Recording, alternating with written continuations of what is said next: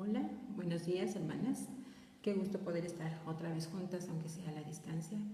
Agradecemos a Dios el saber que todas estamos bien, hemos hecho pase de lista y todos nos hemos reportado bien. Eso me da mucho gusto saber que Dios nos está guardando y que estamos puestas en Él. Hoy seguimos con nuestro estudio acerca de Pedro, la primera carta de Pedro, capítulo 1. Ya hemos visto mucha historia, hemos entendido las circunstancias en las que esta iglesia en la dispersión, en la diáspora estaban viviendo, estaban teniendo muchos problemas, estaban teniendo un sufrimiento real, una persecución real como nunca la hemos vivido y que Dios nos guarde un día de vivirla. Pero con toda la enseñanza que Pedro nos deja en estas circunstancias, vamos a seguir estudiándolo. Pero antes de continuar, vamos a ponernos en las manos de Dios para que este momento sea de real bendición para todas nosotras. Dios, gracias te damos por permitirnos este momento. Gracias, Padre, porque nos has guardado, nos has permitido estar bien, Señor, nos has mantenido en tu mano a pesar de las circunstancias difíciles, de la desinformación. Tenemos a tu palabra fiel, Padre. Gracias por dárnosla, por tener este tesoro en nuestras manos, Señor. Gracias porque tú nos has permitido estar juntas aún a la distancia. Gracias por cada una de mis hermanas que están hoy al pendiente y te pido que a todas las sigas guardando y sigas siendo con sus familias. Sé con cada una de nosotras, Señor, y te pido que este tiempo que estamos dedicando a ti, a conocerte, tú lo guardes, que nos protejas, Señor, y que todo lo que podamos hablar aquí, lo que podamos compartir, sea solamente lo que tu Espíritu Santo nos quiere dar. Gracias, Señor, por esta maravillosa oportunidad de ser útiles para ti. En el nombre de Cristo Jesús. Amén. Ok, vamos a continuar entonces con nuestra primera carta de Pedro, capítulo 1. Ya nos hemos puesto en antecedentes de cuál era el momento en que estaba escrita esta carta, cuáles eran las circunstancias de los cristianos de esa primera época en que estaban siendo perseguidos.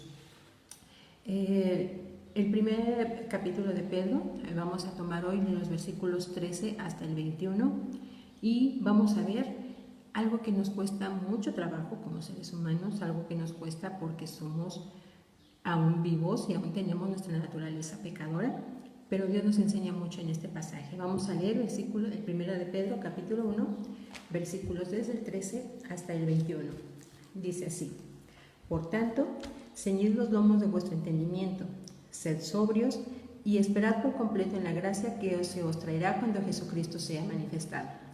Como hijos obedientes, no os conforméis a los deseos que antes teníais estando en vuestra ignorancia, sino, como aquel que os llamó es santo, sed también vosotros santos en toda vuestra manera de vivir. Porque escrito está: sed santos, porque yo soy santo. Y si invocáis por Padre a aquel que sin acepción de personas juzga según la obra de cada uno, conducíos en temor todo el tiempo de vuestra peregrinación, sabiendo que fuisteis rescatados de vuestra vana manera de vivir, la cual recibisteis de vuestros padres, no con cosas corruptibles, como oro o plata, sino con la sangre preciosa de Cristo, como de un cordero sin mancha y sin contaminación, ya destinado desde antes de la fundación del mundo, pero manifestado en los postreros tiempos por amor de vosotros, y mediante el cual creéis en Dios, quien le resucitó de los muertos y le ha dado gloria, para que vuestra fe y esperanza sean en Dios. ¿Qué enseñanza? Vamos a continuar con este estudio, la vida santa y el sufrimiento. Los primeros 4 versículos, 5, nos hablan acerca de una exhortación. Los versículos 13 hasta el versículo 17. La gran salvación profetizada y cumplida en nosotros exige una actitud de separación del pecado de una vez por todas. Ya nos explicaban en la clase anterior acerca de las profecías que nos fueron dadas, que tuvieron cumplimiento en estas cartas y muchas que aún faltan, que los profetas escribieron sin tener una noción clara de qué era, de cuándo iba a suceder y de cómo iban a suceder estas cosas. Hoy tenemos en nosotras, viviendo en nosotras, el cumplimiento de la profecía de la iglesia, el misterio que fue dado a los profetas y fue revelado a Pablo y a los demás apóstoles en el tiempo posterior. Lo estamos viviendo ahora, pero tenemos un gran compromiso con esta situación del cumplimiento de estas profecías. ¿Cuál es la primera exhortación que nos da Pedro? El versículo 13 nos dice: Por tanto, ceñid los lomos de vuestro entendimiento. Esta frase yo la pongo como una que conocemos aquí, que es muy común: fajarse los pantalones. Ceñir es rodear o ajustar la cintura. Cuando dice ceñir, es eso, rodear la cintura. Muchos hemos hecho trabajo fuerte, pesado, que implica mucha fortaleza, y una recomendación que nos dan siempre es: usa una faja para que tus órganos estén protegidos, para que no te lastimes, para que tu espalda esté en buenas condiciones y puedas hacer el trabajo. Eso es lo que está diciendo aquí. ¿Qué son los lomos? Los lomos son la parte interior de la espalda de un hombre, los órganos interiores representados como el asiento de la fuerza. Entonces, cuando dice ceñid los lomos, es cuiden todos esos órganos que te dan la fortaleza para ser quien tú eres como hijo de Dios. Ponte una faja para que fortalezcas estos órganos interiores y puedas hacer el trabajo que te corresponde. Ceñir los lomos, pero no solo es ceñir los lomos, sino de vuestro entendimiento. Ya teníamos claro en los pasajes anteriores que las profecías fueron dadas a un tiempo que no conocían, a una gente que aún no había llegado, en unas circunstancias que los profetas no tenían ni idea. Pero ahora tenemos esto, y nos dice: ceñid los lomos de vuestro entendimiento. ¿Cómo adquirimos el entendimiento? ¿Cómo tenemos entendimiento? Basados en la palabra de Dios. No hay otro. Vamos a ver, por favor, Éxodo 12:1, acerca de estas órdenes. El pueblo de Israel, el pueblo de Dios, por supuesto que tenía todo el conocimiento, era algo que Dios les había dado desde el principio, desde que Él les da la ley, les da estas instrucciones. Éxodo capítulo 12, si tienen sus Biblias con ustedes. Éxodo capítulo 12, versículo 11, dice así: y lo comeréis así, ceñidos vuestros lomos, vuestro calzado en vuestros pies y vuestro bordón en vuestra mano, y lo comeréis apresuradamente. Es la Pascua de Jehová. Qué casualidad que este versículo nos habla de la Pascua y acabamos de pasar la Pascua. Dice: ceñidos vuestros lomos, listos para salir, listos para emprender la salida de Egipto. Ese era el momento en que les estaba hablando en Éxodo. Pero el Nuevo Testamento también nos lo dice. Vamos por favor a buscar Efesios capítulo 6, versículo 14.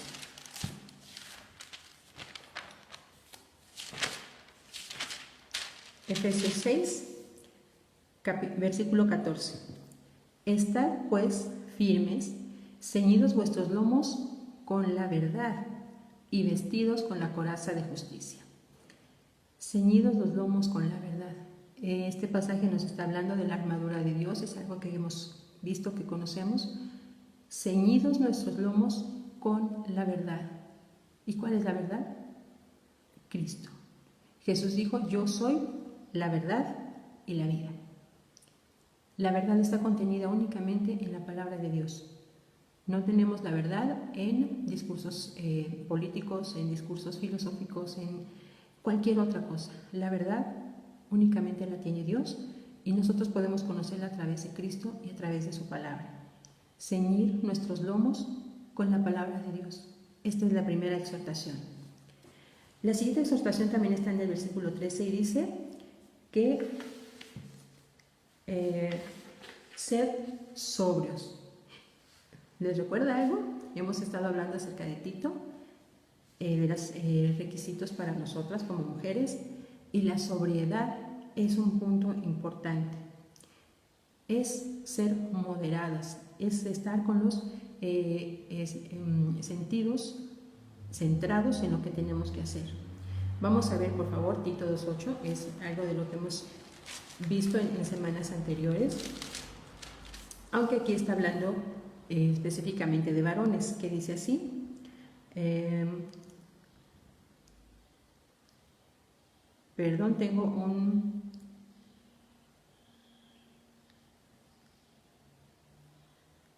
me confundí con este versículo, es el capítulo 1. Tito capítulo 1, versículo 8 dice acerca de los ancianos y los obispos: sino hospedador, amante de lo bueno, sobrio, justo, santo, dueño de sí mismo. Es uno de los requisitos para ser ancianos u obispos de la iglesia. Ser sobrios, mantenernos en nuestros sentidos. El versículo 13 también nos da otra pequeña exhortación que dice: y esperad por completo en la gracia que se os traerá cuando Jesucristo sea manifestado. Lo que nos pide es una madura paciencia a la luz de las futuras bendiciones. Ahora que hemos estado encerraditos, mi hija ha tenido que batallar mucho con la paciencia, quiere las cosas rápido y ha tenido que aprender que todo tiene su tiempo. Hemos tenido que hacer actividades en donde ella se distraiga y tenga que pasar por procesos para ver el resultado final. Y esto es lo que nos está enseñando Pedro en este versículo: tener una madura paciencia. ¿Por qué sufrimos? ¿Por qué pasamos dificultades? ¿Por qué tenemos que enfrentarnos a cosas que nos son desconocidas? Porque tendremos una futura bendición. Y no hablamos de bendiciones económicas, no hablamos de bendiciones de riqueza, sino bendiciones de nuestra vida cristiana, de nuestra vida como hijos de Dios. Las cosas materiales no son lo más importante, son necesarias, pero no es lo más importante. Dios no nos prometió que íbamos a ser ricos. En las veces que he leído la Biblia completa, nunca he encontrado que Dios me diga: y vas a ser rica, y vas a tener camionetas, y vas a tener muchas casas, y vas a tener mucho dinero. Nunca me lo ha dicho. Si te lo ha dicho a ti, qué padre, con vida. La paciencia es para las futuras bendiciones, para nuestro crecimiento espiritual. Vamos a ver Gálatas 5:22. Este es uno de las partes del fruto del Espíritu. Si somos hijos de Dios, debemos tener este fruto, aunque nos cuesta mucho trabajo, humanamente hablando. No es fácil tener este hermoso fruto, esta parte del fruto. Vamos a ver Gálatas 5:22, que dice: mas el fruto del Espíritu es amor, gozo, paz, paciencia, benignidad, bondad, fe, mansedumbre, templanza. Contra tales cosas no hay ley. Cuando estamos con nuestros lomos ceñidos con la verdad, podemos tener esta paciencia, sabiendo que lo que Dios hace tiene un propósito. Lo que Dios hace es con una finalidad, aunque nosotros no la entendamos ahora. Los profetas que nos dieron todas estas palabras acerca de la venida de Cristo, del Mesías, no entendían, no podían entender cómo Dios hablaba estas cosas, pero obedecieron. Nos dejaron el mensaje que Dios les dio y lo tenemos ahora en nuestras manos. Y lo hicieron con paciencia. ¿Recuerdan a este hombre que esperó en el templo a que llegara Jesús cuando era un bebé? Él murió hasta que Dios le permitió ver al Mesías. ¡Qué gran privilegio! Y qué paciencia. Qué paciencia de este hombre de esperar y esperar y esperar, sabiendo que Dios siempre cumple sus promesas. El versículo 14 nos da algo que nos cuesta mucho desde la creación del hombre. Obediencia. Dice: como hijos obedientes. Estos días que hemos estado en casa, cómo nos ha costado, ¿verdad? Las que somos mamás, tenemos niños pequeños. De pronto te dije que hicieras esto y no lo has hecho. De pronto es que tu cuarto tiene que estar limpio y aún no está limpio. O cualquier cosa que nosotras les pidamos. La paciencia es cumplir la voluntad de quien manda.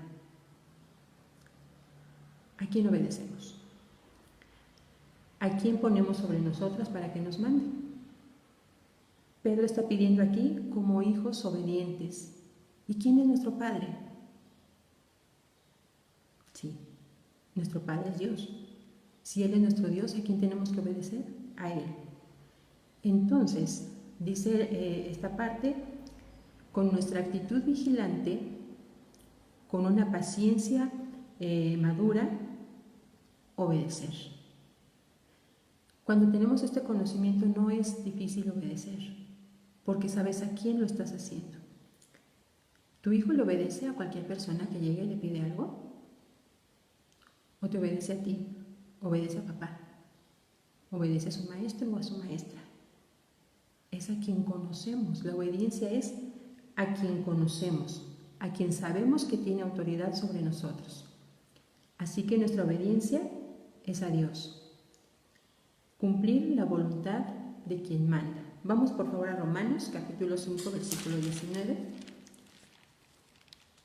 Seguramente alguien ya me ganó. Estoy usando una Biblia que no es la mía, así que me está costando trabajo.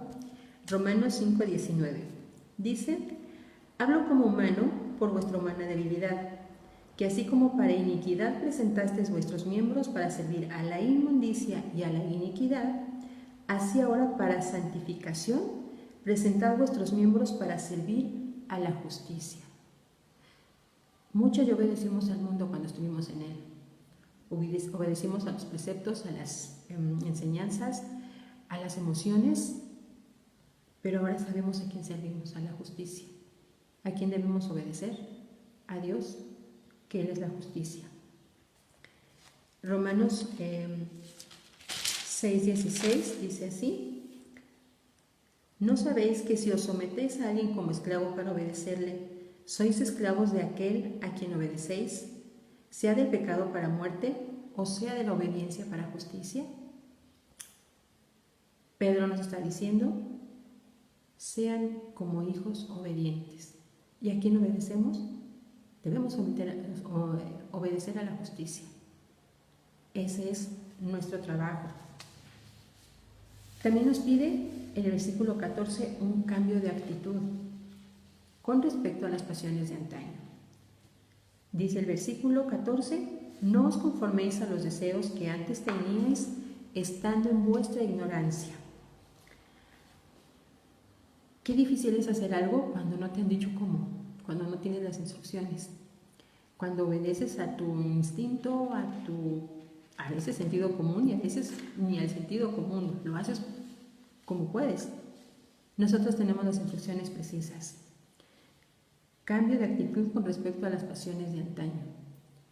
Ya no tenemos que arrastrarlas a nuestro tiempo, aunque a veces nos cuesta dejarlas, soltar esas amarras, esas cadenas, pero nos da también cuál es la solución. Vamos a Romanos capítulo 12. Caro, ¿te vas a acordar de este versículo? Romanos 12. Vamos a leer desde el versículo 1 y el versículo 2. Así que, hermanos, os ruego por las misericordias de Dios que presentéis vuestros cuerpos en sacrificio vivo, santo, agradable a Dios, que es vuestro culto racional. No os conforméis a este siglo, sino transformaos por medio de la renovación de vuestro entendimiento, para que comprobéis cuál sea la buena voluntad de Dios, agradable y perfecta. Lo leí para no equivocarme. Esto es lo que Dios nos dice. No os conforméis a este siglo. Este siglo nos está llenando de cosas vanas, ilusorias, de cosas que no son de Dios. Estamos en un momento de mucha desinformación, de que te dicen que hagas esto, que no hagas aquello, que le hagas caso a este o que no le hagas caso a este. ¿A quién debemos hacer caso? A Dios. Dios nos dice: sométase toda persona a las autoridades superiores. Debemos someternos en este momento, y si este momento es guardarnos en casa, guardémonos en casa. Ese es nuestro trabajo. Dejar las pasiones que teníamos en antaño. Cualquiera que haya sido tu pasión y que no fuera buena, la que sea. Ahora tenemos nuevas pasiones que cultivar. La palabra de Dios, la oración, el compañerismo, aunque no estemos juntas. Eso es lo que debemos cultivar ahora. Esas deben ser nuestras pasiones ahora. ¿Por qué? Este es el punto muy, muy bueno. Versículos 15 y 16. Sino como aquel que os llamó es santo, sed también vosotros santos en toda vuestra manera de vivir, porque escrito está: sed santos, porque yo soy santo. ¿Por qué tengo que dejar mi vida anterior? Porque Dios es santo. Y Él no acepta nada inferior a eso.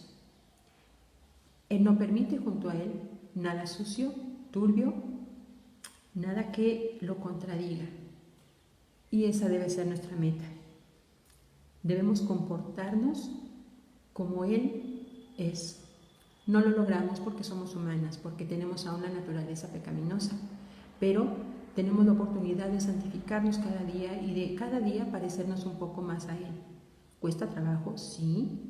¿Es una actividad que hay que hacer todos los días? Sí. ¿A veces hay que sufrir? Sí. ¿A veces cuesta? Sí. pero nuestra recompensa es mayor. Y Él es santo y nos pide algo que Él es y algo que Jesús ya vivió como humano, así que no es imposible. Como humano Él lo hizo. Tenemos ese gran privilegio y ese gran trabajo, intentar ser santos para parecernos un poquito a Él. Y el pueblo de Dios lo sabía. Desde la ley, volvemos otra vez a Éxodo capítulo 11, versículo 46. Es un mandato de Dios que ya le había dado a su pueblo. Éxodo 11,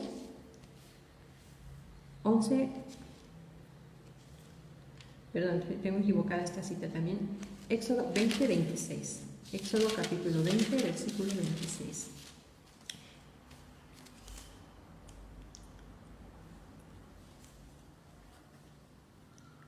Dice, Éxodo 20, 26. No, perdón.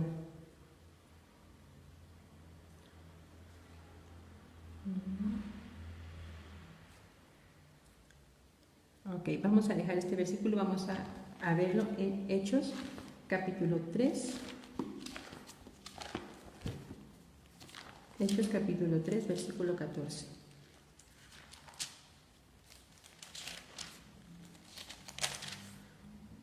Dice así, hablando del pueblo de Dios, que Él ya les había dicho que Él era santo, que tenían que parecerse a Él, y que hizo el pueblo cuando Jesús vino, le dio muerte. Dice así, Hechos 3, 14. Mas vosotros negasteis al santo y al justo y pedisteis que se os diese un homicida. El pueblo de Dios, en el momento en que Jesús estaba en la tierra, le rechazaron a Él. Conocieron que Él era santo, que Él había cumplido con toda la ley y aún así lo rechazaron. Nosotros tenemos hoy la gran bendición de que no le hemos rechazado, y si alguien no lo ha recibido como tal, aún tenemos la oportunidad de decirle: reconozco que eres santo, que tú eres justo y que tú moriste en mi lugar, y acepto el sacrificio que hiciste por mí. Aún tenemos esa oportunidad y es algo para agradecerle a Dios, que todos los días tenemos sus misericordias. El versículo 17 nos dice: y si invocáis por Padre a aquel que sin acepción de personas juzga según la obra de cada uno, conducíos en temor todo el tiempo de vuestra peregrinación.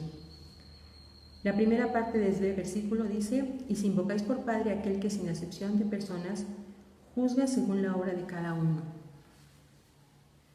Este es un reconocimiento de la justicia de Dios. Todos hemos sido víctimas de alguna injusticia, de algo que no merecíamos, en un accidente, nos cobraron de más en alguna circunstancia, en una compra, en un servicio, nos despidieron del trabajo injustamente. Hemos pasado por cosas así, pero en medio de estas cosas contrarias, de estas cosas que no son agradables, Dios muestra su justicia.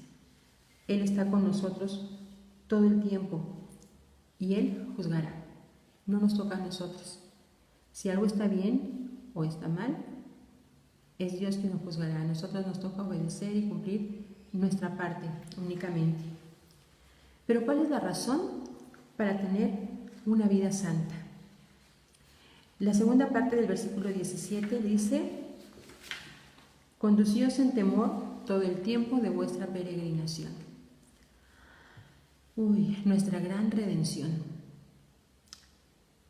Esta es una conducta impulsada por el temor.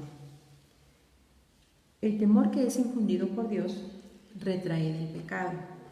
Se asocia más bien con el amor, la confianza, la obediencia, y se usa como un sinónimo de la verdadera religiosidad. Vamos por favor a la 2 Corintios 7:1. Segunda a los Corintios, capítulo 7, versículo 1. Así que, amados, puesto que tenemos tales promesas, limpiémonos de toda contaminación de carne y de espíritu, perfeccionando la santidad en el temor de Dios. En este temor que estaba asociado con el amor, con la confianza, con la obediencia. Este es el temor que nosotros debemos tener a Dios. En el inconverso es remordimiento y desesperación. Vamos a Santiago, capítulo 2, versículo 19, un versículo que hemos visto algunas veces, que dice: tú crees que Dios es uno, bien haces. También los demonios creen y tiemblan. Este temor es miedo, este es de remordimiento y desesperación, sabiendo el castigo que les espera. Nosotros tememos a un Dios santo que ya nos ha redimido. Los versículos 18 y 19 dicen así: sabiendo que fuisteis rescatados de vuestra vana manera de vivir, la cual recibisteis de vuestros padres, no con cosas corruptibles como oro o plata, sino con la sangre preciosa de Cristo, como de un cordero sin mancha y sin contaminación. Casualidad que nos toca hablar del cordero en estas épocas en las que hemos pasado la Pascua, la Semana Santa. Yo creo que no. El infinito costo, y no solo el costo, sino el valor del sacrificio del cordero. Este sacrificio fue visto aún en el futuro por los profetas. En este caso vamos a ver cómo lo vio Juan en Apocalipsis, capítulo 5.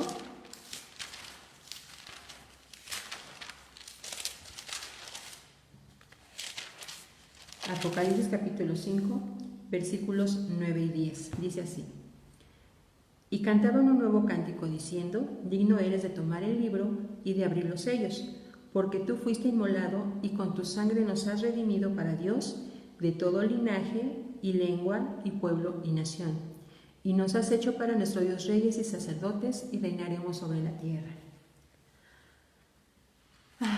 Este sacrificio nos lleva grandes bendiciones, un gran futuro.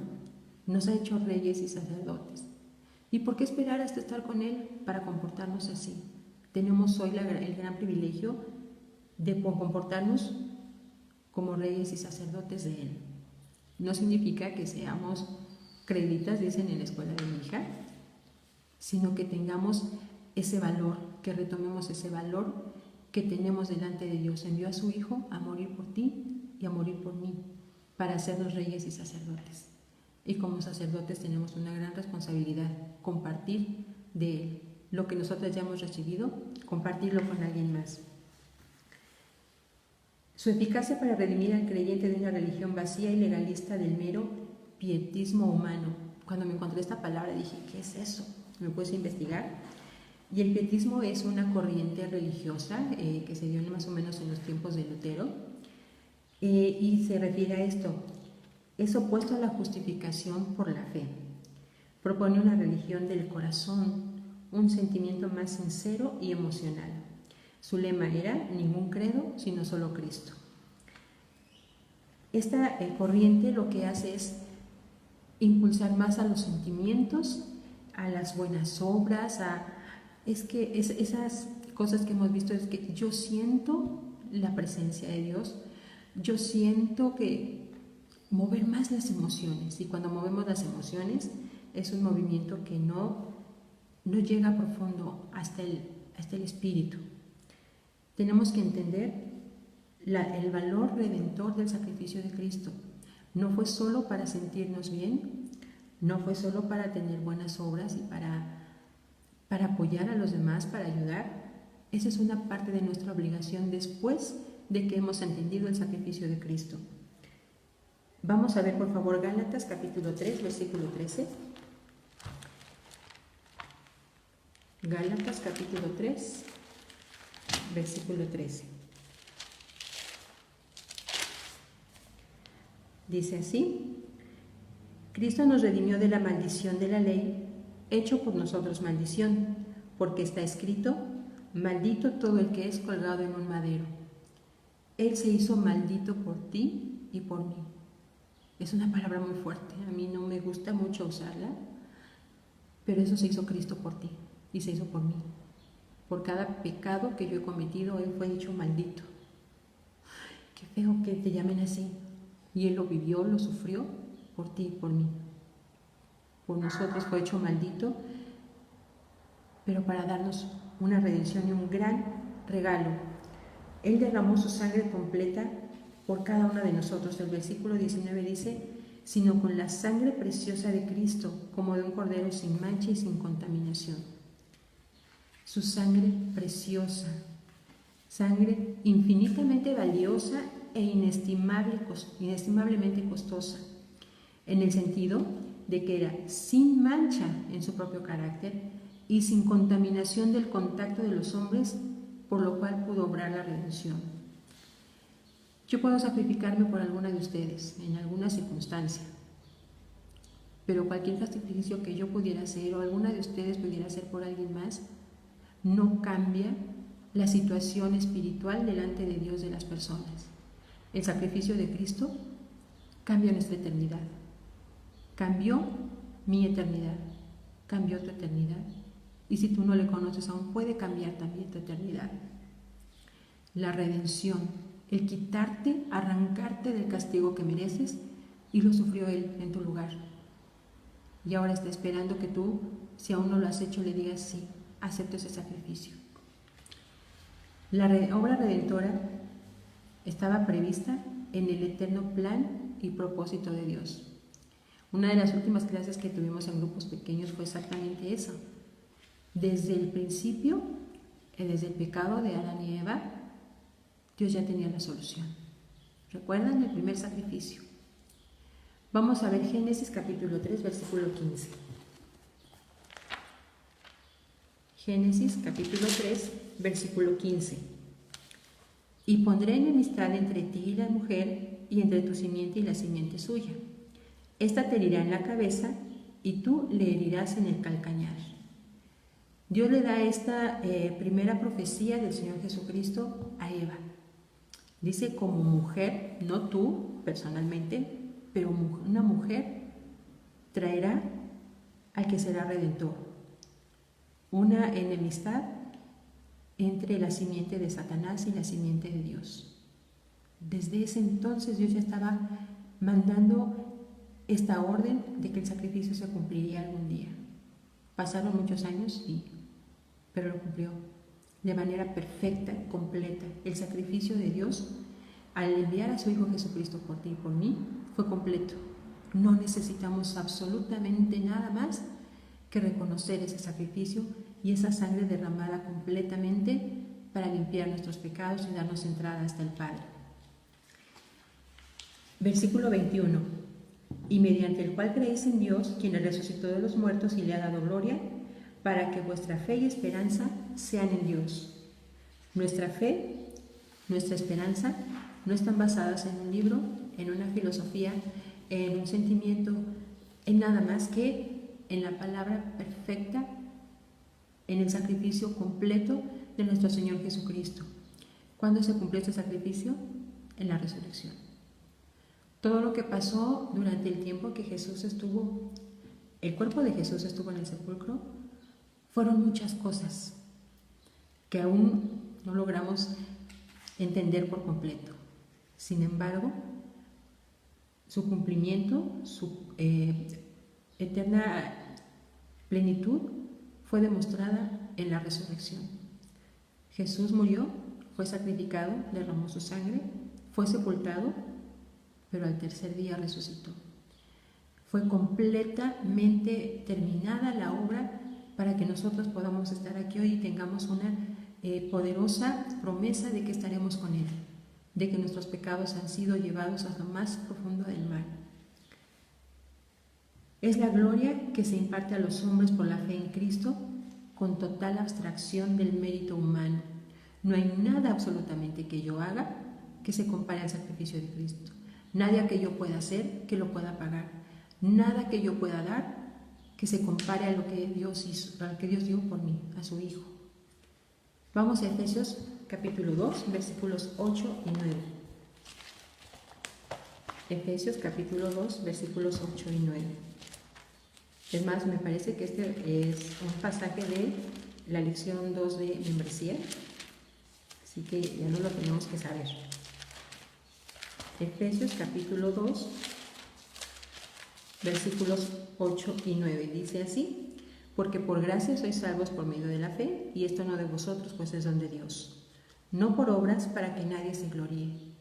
No hay nada de lo que yo haga que pueda compararse o salvarme Solamente Cristo pudo hacerlo.